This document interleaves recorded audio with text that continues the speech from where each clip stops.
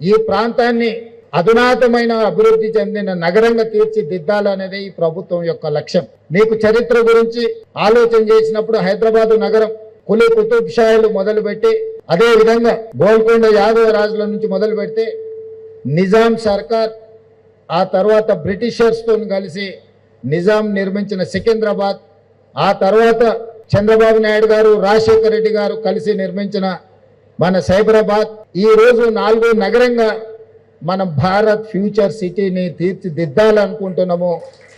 ప్రపంచంలోనే ఒక అద్భుతమైన నగరాన్ని ఏ దేశాలైతే మనం చూసి వచ్చినామో, ఏ దేశాలనైతే మనం ఆదర్శంగా తీసుకుంటున్నామో, సౌత్ కొరియా, జపాన్, జర్మనీ లాంటి అభివృద్ధి చెందిన దేశాలు, సింగపూర్ లాంటి నగరాలను ఈరోజు మనం చూసి నేర్చుకుంటున్నాం. ఆ నగరాలను మనం ఆదర్శంగా తీసుకుంటున్నాం. న్యూయార్క్ లాంటి నగరాలను ఈరోజు మనం ఆదర్శంగా తీసుకుంటున్నాం. ఏ నగరాలనైతే మనం ఆదర్శంగా తీసుకుంటున్నామో ఆ నగరాలతో పోటీ పడే విధంగా మరొక సింగపూర్, మరొక న్యూయార్క్, టోక్యో నగరాల్లో ఈరోజు ఇక్కడ ఈ మహేశ్వరం, ఇబ్రహీంపట్నం ప్రాంతంలో భారత్ ఫ్యూచర్ సిటీ పేరు మీద భవిష్యత్ తరాలకు అందించాలని ఆలోచన. ఎవరైతే మనకు ఆదర్శమో వాళ్ళతోనే పోటీ పడాలనేది మన ప్రభుత్వం యొక్క విధానము. వాళ్ళతో పోటీ పడే విధంగా ఈ నగరాన్ని అభివృద్ధి చేయాలని రాష్ట్ర ప్రభుత్వం నిర్ణయం తీసుకున్నది.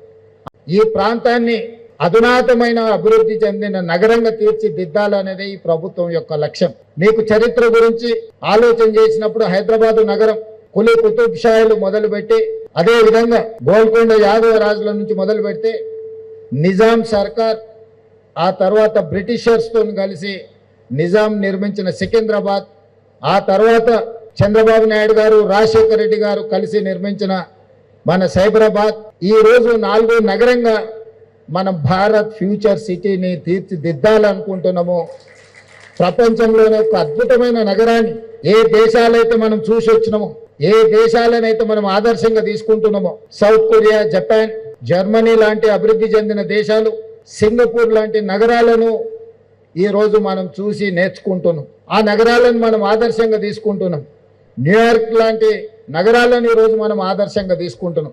ఏ నగరాలనైతే మనం ఆదర్శంగా తీసుకుంటున్నామో ఆ నగరాలతో పోటీ పడే విధంగా మరొక సింగపూర్, మరొక న్యూయార్క్, టోక్యో నగరాల్లో ఈరోజు ఇక్కడ ఈ మహేశ్వరం, ఇబ్రహీంపట్నం ప్రాంతంలో భారత్ ఫ్యూచర్ సిటీ పేరు మీద భవిష్యత్ తరాలకు అందించాలని ఆలోచన. ఎవరైతే మనకు ఆదర్శమో వాళ్ళతోనే పోటీ పడాలనేది మన ప్రభుత్వం యొక్క విధానము. వాళ్ళతో పోటీ పడే విధంగా ఈ నగరాన్ని అభివృద్ధి చేయాలని రాష్ట్ర ప్రభుత్వం నిర్ణయం తీసుకున్నది.